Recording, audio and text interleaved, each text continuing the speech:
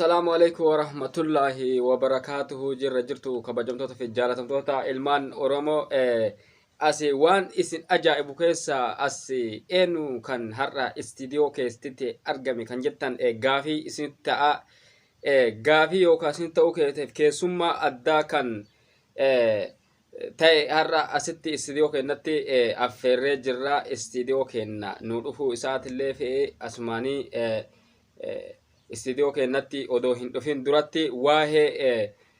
biyyattii tana namni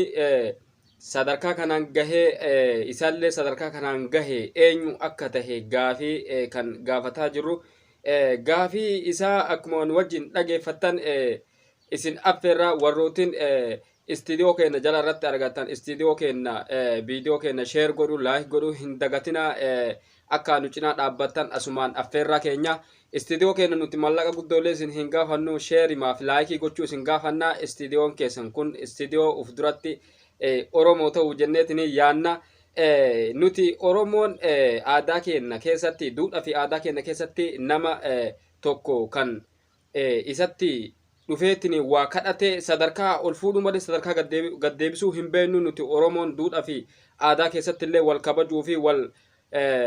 والقدسو بينا كناف وان تاتف أسلتي كان أرقمو أبي أحمد استديو كنت أرقمو ساتي في نقلة تنفنا واهي بيتي كان كيسا كاللغا كان تشيسسو جدئتنين أبدا تمي إنو أكتاي غافي أسلتي كان غافة تاجرو إن اللي غافي إسا وان إساتي فكاتي كان هاسا واجرو أسومان غافي كنت أبي أحمد بغنا كان نفتي سلا شاي في دنده شاي ما في دتير بشان اللي في شاي بتشوكو متكتت جرا نرى لاري نيتي مي غافي كيتي تنو دربي مي غافين تيمي مالا كتا غرو ديبي سي كنو قدرت كو دوبت ديب سمبر باد جلقبا ممچ مستراتا ويادنا ممچ مستراتا وسنين ملو سنين دندسني اسم بيتموف ملي بيتو فينغيني اسم يبما قبدو الالت قدانتو ما قبدو هندندسني برجر مكيست بريفما تكوني أرجع دبسي سنتو أنجارا أنا في همنتي نكابيدي ماجر بريفما نسوني مانديلا وجوال كواتي براي مانديلان برتا كنتوري سيرا برتا توري يرو درجة جمّا أبي أحمد نوتي والدين إيه نوان كان أبي أحمد أجمعت أبي أحمد والدين إيه كلا كان أشيء hayyoota Oromoo kumaatamaan kan maayidhaa keessatti dararamaa jiranii fi kan saba kanaaf laga hin walitti hin dhiifnu kan laga kana ni ceesisa jenneetiin hin abdan keessaa tokko kan abbaa qeerroo Jawaar Muhammad itti akkasumatti guutumaan guututti hayyoota siyaasaa Oromoo kan kumaatamaan kaafaa fi abaa ollee deebatee hoggantoota siyaasa Oromoo kan ta'e guutuun isaatu kan biyya kana ni ceesisa jedhanii abdii qaban guutuu isaatu ati mahidhaa keessatti darartee jirta sababii mahidhaa keessatti darartee amataa fi baatii 7-8 kan waggaa 2 jalatti dhiyaatu kan har'a ummanni kun xiqqoo isii kan furmaata argatee jira kanaaf maaliif ati ummata kana wajjin laga ceesisuu hin dandeenye maaliif ummata kana ofitti qabdee kan ummata naafxanyaa ummata sirna garboonfataa kan milikiin deeggaru kana jala maaliif hiriirta ati Oromoodha ani Oromoodhaaf hin jedhaa jirta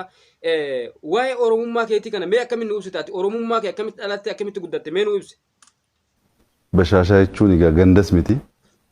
biyya nan itti guddate televezyiiniin jiru ibsaan hin jiru daandiin hin jiru Oromoo masa qulqulluuti jechuudha haa ta'u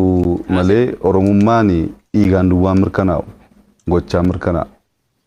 ani Oromummaa koo gaabbii an Oromoof qabu of kennee qabsaa'ee jaalawwan koo wajjin injifannoo fide eenyummaa ofii dhugoomsee hin jira kana akka haaraatti kaasuudhaaf baay'ee rakkadhu. Abi Ahmad tillee dura dhaabadha ani duraan dursitee istidiyoo kiyyatti dhufuu keetiif si galatoomfadha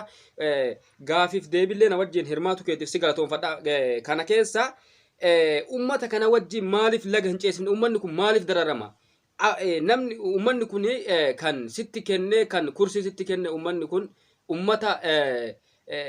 laga ni wajjin ni ceesifna jedhanii osoo dandeettii qaban osoo dhiigaan kursii kana fidanii dhiigaan iddoo kana gahanii kasitti kennan ati amaanaa Oromoo kan ni geggeessitaa ilma Oromoo ta'anii si geggeessanii ati immoo an Oromoodha baadiyyaatti dhaladhee ka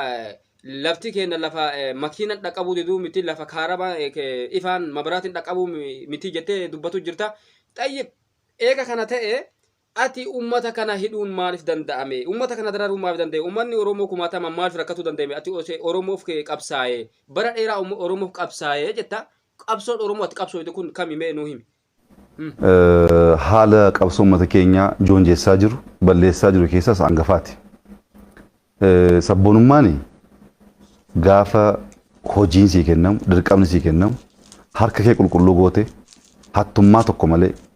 keessoo kee qulqulluu goote uummata kee halkanii guyyaa gaafa joortu. Qabsoon Oromoo ati qabsoote kan ishi Oromoo qabsaa'ee nuti Oromoo sababaaf nagayete dubbii gaafii dhumaa irratti Oromoo maaliif wareegamti kaati qabsootuuf? Oromoo maaliif dhumti? Oromoo maaliif hidhamti? Oromoo maaliif cunqurfamti?